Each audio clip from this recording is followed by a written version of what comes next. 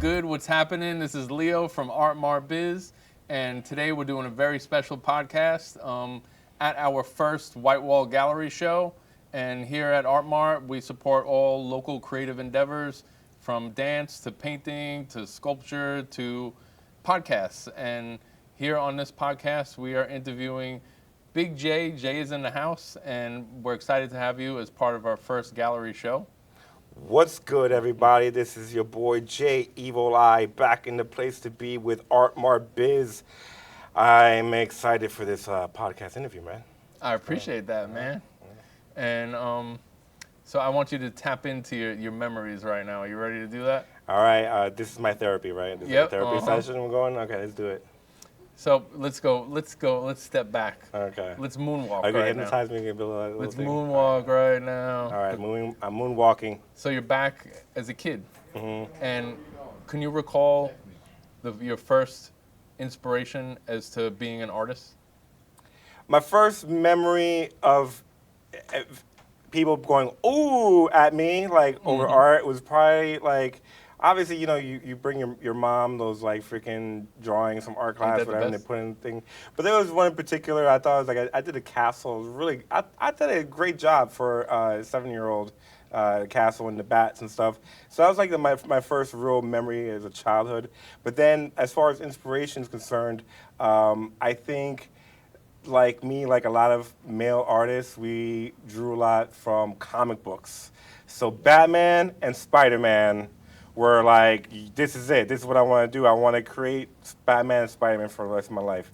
So like all I did was draw Batman and Spider-Man in school. I would get in trouble because teachers would be like, why you're drawing, you're not paying attention. Little did they know though, there's something about me is like if I doodle or if I have my hands busy or I'm doing something with a paper, I actually retain a lot more information faster and like it just stays, you know? So like I would get in trouble because they would think, this is my way of taking notes really, you know? It's like I would draw, but they would think I'm not paying attention to them.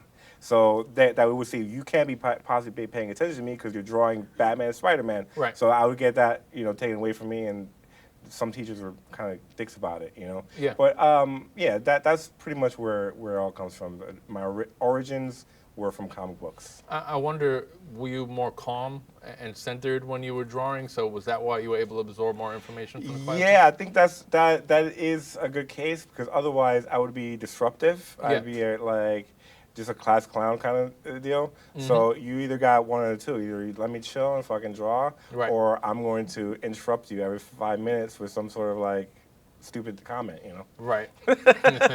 Yeah. No, okay.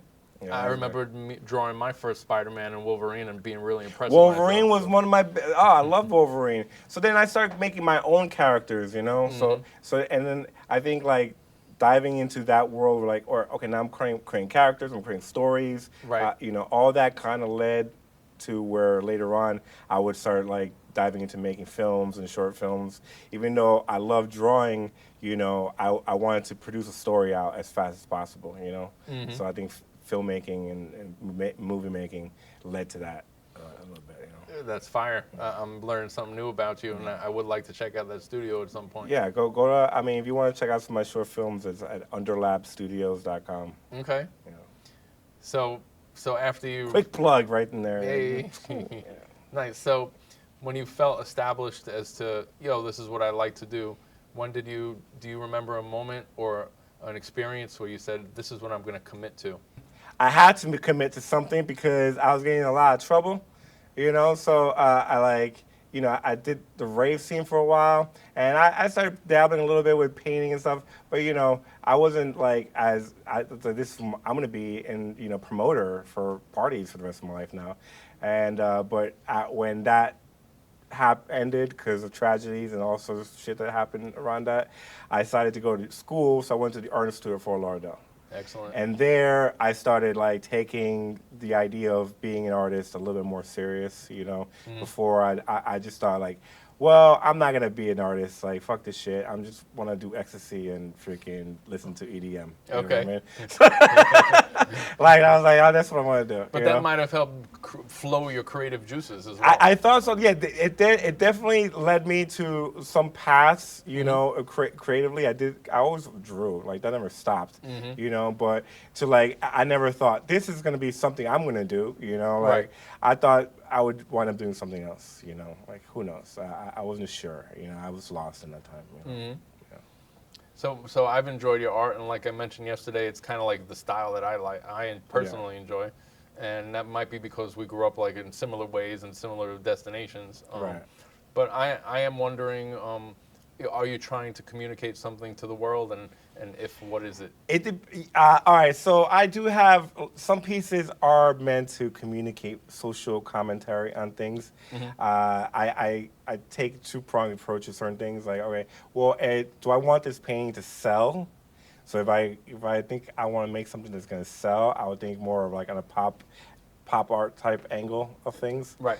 Or if I'm going to try something that means something to me and I think it's a message that needs to get out, you know, I would either try to finagle someone to commission me to do it, or I would do it and it would just be what I do, you know. And a lot of like common themes as far as social commentary is concerned is my gas mask series, where I would take animals and I'll apply gas mask on them. Right. And it's like kind of a double entendre. It's like, A, because graffiti writers, we wear gas masks. But also, I think like there's a dystopian future where, you know, animals will need to evolve into wearing gas masks and, you know, using all these apparatus to even survive in the environment, you know, because the way we're kind of destroying it, you know. So that's kind of like my social commentary. That's very playful, but it also has a deep meaning, and Yeah. I enjoy that. Yeah. How about your technique? Do you stick to one technique, or do you play with all kinds of techniques?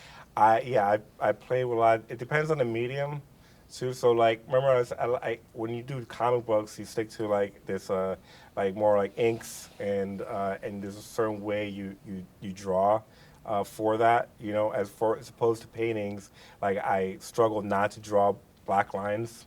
You know, like over things, you have to like avoid that. But I really loved like a lot of the classical, like obviously Michelangelo and all the way to Dali, and I wanted to do those, even though there was a period of time where I started doing art through graffiti, and I really did art like that. You know, I did the colors and the letters and the characters, and all my characters look like graffiti characters. My handwriting was graffiti writing. It's just the way it is, you know. But I wanted to try to blend these two mediums or genres of how you do art, and you know how you conceive art, and so now you have guys like Bansky who do a lot of stencil art, you know. And at one point, for graffiti writers, would be like, "You do stencils, you're a fucking toy," you know. Like this is like that's not how you do it, you know. But because Bansky does its social commentary, it takes a different level, you know. So I still take from that, and like guys like Shepard Fairey, you know, and I wanted to just combine that with the more traditional fine arts, like, you know, where you're actually painting and the structure, like how do you render an object matters, you know, like how you do it, like rather than just doing stencils or comic book writers relying on the inks and the black lines and stuff like that, you know. So I try to take all these different, you know, ways of doing things and apply it to one and see what works, what doesn't work, and just keep moving to the next one. So it's like exploratory. Yeah. When you explore your different styles, do you learn more about yourself too?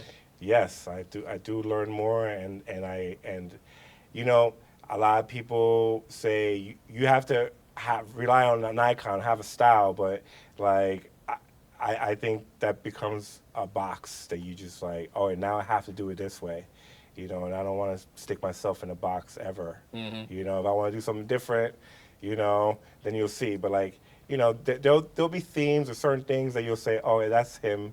You know, like I do a lot of eyes. You know, obviously Evil Eye. You know, I read a lot of eyes in my stuff. Right. You know, like, but there, and if you see a gas mask, maybe it's me. You know, but like I try to have some like remnants of me in it. You know, and whatever different style I choose to work in. You know. Yeah. Just you mentioned Banksy doing stencil and it being like totally counter to the original graffiti movement. Yeah. And that's when like like whack becomes cool, and then cool Yeah. becomes whack. It's Yeah, like exactly. countercultures. Yeah, exactly. Now everyone's doing it, you know what I mean? And now I'm like, I gotta switch it up again. You know? So, yeah. So Jay, you mentioned film. What other kind of creative endeavors are you involved with? Yeah, I mean, one of my greatest moments is I won the Miami 40-hour film project in 2012 for a movie called Split. You know what? I'm glad I got this on podcast right now. 'Cause I'm gonna reveal that M. Night Shyamalan stole my movie. Okay, he saw my short and decided to make his own Split. Okay, they had the same character called the Beast. I came up with the Beast first, even though I'll admit I stole it from the movie called Identity. So everyone steals from each other. I had a feeling that happened. I heard about that actually. Yeah. And so Big J, when you're talking to the young graffiti writers or young children that are just doing their finger painting for the first time and feeling that paint on their fingers, like what advice would you give them? As what advice? If you, I mean, Well, let me tell you pertaining- something. There is no advice because if you're an artist, you're just gonna always create art. You know what I mean? Advice, it's just keep doing it. You're gonna do it anyways, right? What I advice is don't compare yourself to anybody. You know, and it's okay to take inspiration from everybody, but don't ever think like, damn, he's doing it better than me, or they doing it worse than, like, no, stay in your lane, and people are gonna recognize, and they're gonna feel you, and they're gonna, mess with you. They mess with you, they mess with you. That's it, you know.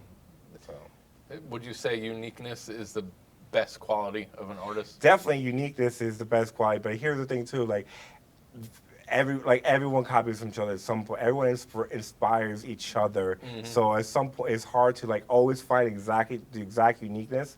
But yes, uniqueness. Find your own way. But it's okay. Everything works out. You know.